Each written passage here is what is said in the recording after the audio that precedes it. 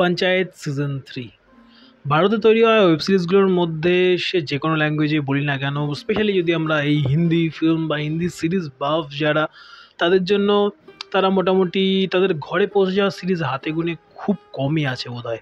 একটা হয়তো গুল্লাক, এই যার রিসেন্ট সিজন 4 আসতে চলেছে সোনি লিভে, এবং একটা কিছুটা কোটা ফ্যাক্টরি, এবং আরেকটা প্রবাবলি সব থেকে কাছের হয়তো মানুষের, মেবি সব থেকে কাছের এবং সব থেকে হয়তো পপুলার, সেটাই এই জনরা বা যেরকম ধরনের আমি কাজ বলছিলাম তার মধ্যে, সেটা হচ্ছে পঞ্চায়েত।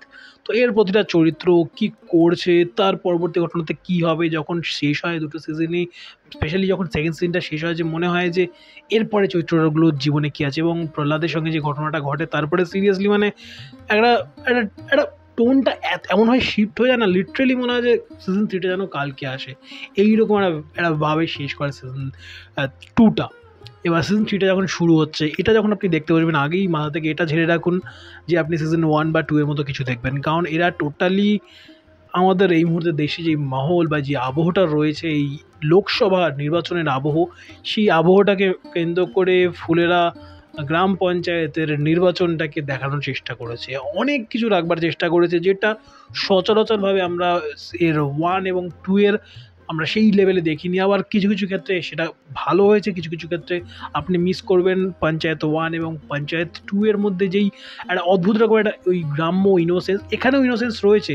এখানে পলিটিক্সটাকে দেখিয়েছে, পলিটিক্সটাকে পলিটিক্সের মতো করে দেখিয়েছে, মানে ওই পঞ্চায়েত পলিটিক্সটা যেরকম হয়ে থাকে না, এমন করতে জানি যে পঞ্চায়েত পলিটিক্সটাকে তারা একদম ন্যাশনাল লেভেলে বা দিল্লি লেভেলে নিয়ে গিয়ে দেখানোর চেষ্টা করছে, তা নয়, সেই থিমের মধ্যে তারা থেকেছে। বাট তারপরেও না, ওই যে মোমেন্টগুলো যেগুলো ধরে নিন, আমি স্পেশালি পঞ্চায়েত সিজন 2 যখন আমি শেষ করি, আমার মানে এখনও 2 বছর পরে আমি রিভিজিট অবভিয়াসলি করিনি, মনে আছে মোটামুটি।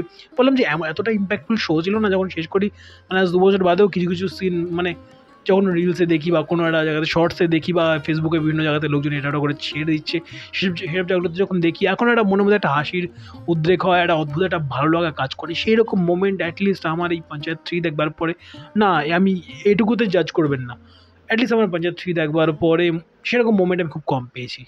শোটার থেকে আমি ডিসঅ্যাপয়েন্টেড একবারেই নই, বাট ওই যে মোমেন্ট, একটা কিছু মোমেন্ট নিয়ে ফেরা, একটা দুটো বা হয়তো অনেক ক্ষেত্রে একাধিক হয়ে থাকে, যেটা পঞ্চায়েত সিজন 2 এর ক্ষেত্রে ঘটে, সেটা মোমেন্ট আমি একটু হলেও আমি এখানে কম পেয়েছি। তবে এখানে ভালো ভালো কী রয়েছে, যেটা আমি নেগেটিভটা দিয়ে শুরু করলাম হয়তো, তাই বলে কিন্তু এটা টোটালটাই খারাপ হয়েছে, দেখবেন না একদম বাজে কিছু হয়েছে, তা নয় একদমই। ভালো কী কী রয়েছে, প্রথমে বললাম যে এই যেই একটা লোকসভা নির্বাচন চলছে, ধরুন আপনি রাত যদি র্যান্ডাম দিনে আপনি যদি ধরুন রাত 11টায় ফেরেন, আপনার এই পঞ্চায়েতের সময়, এই নির্বাচনের সময় আপনার বাড়ি থেকে রাত 10:30 বাজলে একটা কল, কিরে কোথায় আছিস, কিংবা কী গো কোথায় রয়েছো, বা এরকম একটা কিছু একটা ব্যাপার যে ঘটায়, একটা আবহাওয়া, একটা থমথমে একটা অদ্ভুত রকম একটা আবহাওয়া তৈরি হয়। ওই আবহাওয়াটা সারাক্ষণ জুড়ে সিরিজটা মেনটেন করে একদম, মানে ওই ফার্স্ট এপিসোডের পরে মোটামুটি যখন আমরা যা চাই সেটা যখন ঘটে যায়, মোটামুটি কী চাই, আপনারা কী চাইছেন সবটা আপনারা বুঝতে পারছেন, তো আমি আর বলছি না। যখন থেকে সেটা ঘটে, তারপর থেকে একটা অদ্ভুত একটা চাপা একটা আবহ তৈরি হয়, যেন একটা কিছু ইনভিজিবল একটা বলয় ক্রিয়েট হয়েছে গোটা গ্রামের ওপর, এবং সেটাকে দেখাতে গিয়ে বিভিন্ন এলিমেন্টের তারা মাঝে মাঝে ব্যবহার করে, যে এলিমেন্টগুলো খুব ভালো।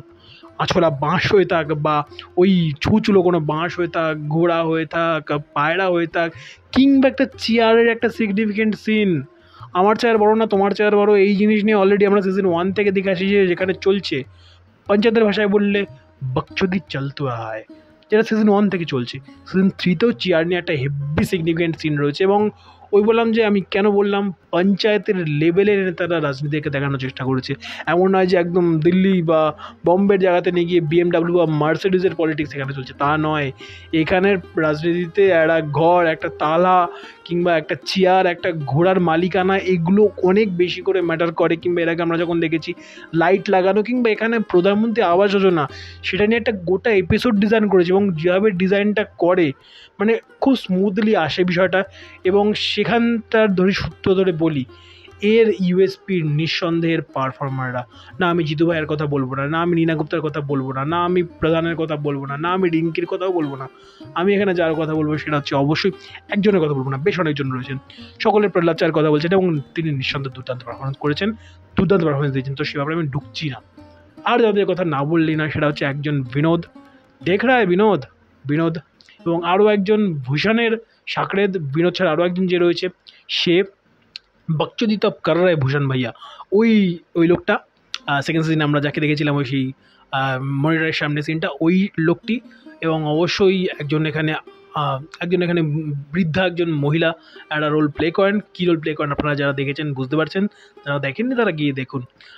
তো তার পারফরমেন্স মানে জাস্ট হাসতে হাসতে মরে যাবে না ওনার পারফরমেন্স দেখলে। লিটারালি খুব ভালো পারফরমেন্স দিয়েছেন, খুব ভালো। এবং আরও একজন রয়েছেন কবুতর বা পায়রা বিক্রেতা। এই 4-5 জন যে কজনের নাম মেনশন করলাম, এবং অবশ্যই সাইড অ্যাক্টার্সরাও ভালো পারফরমেন্স দিয়েছেন। বাট এই কয়েকজন এই বিনোদ কিংবা এই দাদি বা আম্মি যাই বলি, কিংবা এই পায়রা বিক্রেতা, এবং আরও একজন যেই বললাম যার ডায়লগ ছিল সিজন 2-তে, নামটা আমি এই মুহূর্তে মনে পড়ছে না, যে বকচোদি তব কর রায় ভূষণ ভাইয়া, এই কয়েকজন যাদের নাম করলাম এরা স্ট্যান্ডার্ডভাবে অ্যাটলিস্ট আমার নজর কেটেছে। বেশ বেশ বেশ ভালো পারফরমেন্স। এবং যখন আমরা এই প্রহ্লাদ, যখন আমি আর ঢুকছি না কোনো সিনের বিষয়ে ঢুকছি না, তো এই পারফর্মাররা বেশ ভালো পারফরমেন্স দিয়েছেন। কিছু কিছু এলিমেন্ট দিয়ে যেভাবে পঞ্চায়েতের রাজনীতির সেট আপটা করেছে সেটা বেশ ভালো। মানে ওভারঅল যদি বলি পঞ্চায়েতের, এবং অবশ্যই লাস্ট এপিসোডটা দ্যাট ওয়াজ হিলারিয়াস। যত শেষের দিকে যায় মানে দম ফাটা হাসি, যাকে বলে না, একদম দম ফাটা হাসি, লাফ আউট লাউড মোমেন্ট অ্যাকচুয়ালি বিশাল মজা লাগে। এবং জিতু ভাই একটা মোমেন্টে এই সিরিজে এসে পিচার্সের কাইন্ড অফ ঘটনা ঘটান, যারা পিচার্স দেখেছেন বুঝতে পারছেন। এবং না দেখাতে হলে ওই ফেমাস সিনটা তো জিতু ভাইয়ের দেখেছেন অনেকের, তো সেরকম একটা কিছু ঘটনা ঘটায় এবং সেখানে সেই মজা লাগে।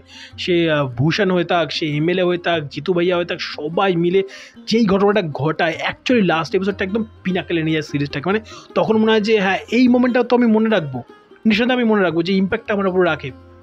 কিংবা যেই জায়গাটা একটা থমথমে একটা আবহ সারাক্ষণ জুড়ে রাখছে, এবং সেটা যাক আমি ঢুকছি না, সেরকম একটা জায়গা থাকছে। বাট সেরকম মোমেন্ট যদি আরও কিছু থাকতো না, যে মোমেন্টগুলো থেকে যেত।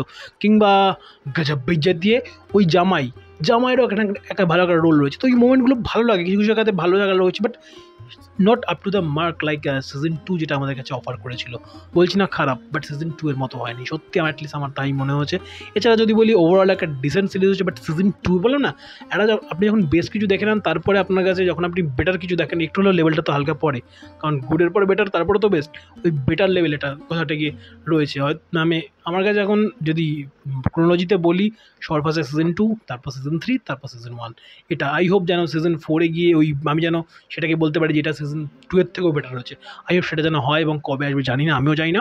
এবং আরেকটা জিনিস, টিভিএফের কিছু কিছু গান তো তারা বড় রিপিট করে থাকে। তো ফ্লেমস যারা দেখেছেন, ফ্লেমস যাদের খুব প্রিয় সিরিজ, তো ফ্লেমসে একটা থামে দিলকে ওই যে মোমেন্ট ছিল, ওই গানের যে মোমেন্টটা ক্রিয়েট করা হয়েছিল ঋত্বিক শাওরে এবং অবশ্যই তানিয়া মালিক তার মধ্যে, ওই অটোর সিনটা, ওরকমই একটা সিন এখানে আপনারা পাবেন। ওই সিনটা যারা দেখেছেন তারা বেশ করে কানেক্ট করতে পারবেন যে হ্যাঁ, টিভিএফের ওই রিপ্রেটিভ যে ভ্যালুতে তারা অনেক জায়গাতে ইউজ করে থাকেন, তারা সেটা এখানেও করেছেন। লাভ স্টোরির দিকেও যদি বলি, লাভ স্টোরিটা না এখানেও স্লো বিল্ড করেছে, বাট সেকেন্ড সিজনে লাভ স্টোরি পার্টটা যেন আরও একটু বেটার ছিল।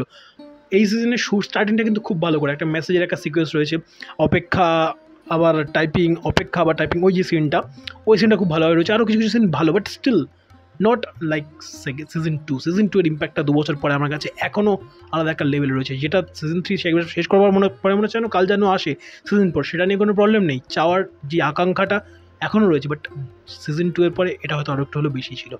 তো এই ছিল আমার review regarding this season 3 of panchayat. যারা দেখেছেন অবশ্যই কমেন্ট বক্সে জানান। একটু দেরি হয়তো হলো, যদিও অনেক বড় সিরিজ, অনেকেই দেখে উঠতে পারেনি, আমারও দেখতে অনেকটাই দেরি হলো। যাক, তারপরে চেষ্টা করলাম এই রাতে হলেও রাত 12:30 সময় ভিডিওর এই সিরিজের রিভিউটা আপনাদের সঙ্গে শেয়ার করবার জন্য। আপনাদের কেমন লেগেছে, এবং যেই তুলনাটা টানলাম সারাক্ষণ জুড়ে, সেই তুলনাটা আপনারা কতটুকু সেটা যথাযথ মনে করেন অবশ্যই কমেন্ট বক্সে জানান। আপনাদের রিয়াকশন, অনেস্ট রিয়াকশনটা অবশ্যই ভিডিও কমেন্ট বক্সে জানাতে ভুলবেন না। ভিডিও ভালো লাগলে ভিডিওটাকে লাইক, শেয়ার, চ্যানেলে নতুন থাকলে চ্যানেলটাকে সাবস্ক্রাইব করুন, পাশে থাকে নোটি বাটনটাতে অল নোটিফিকেশন অন করে চ্যানেলের সঙ্গে থাকতে ভুলবেন না। ভালো রাখুন এবং অতি অবশ্যই ভালো কন্টেন্ট দেখতে থাকুন। Bye bye.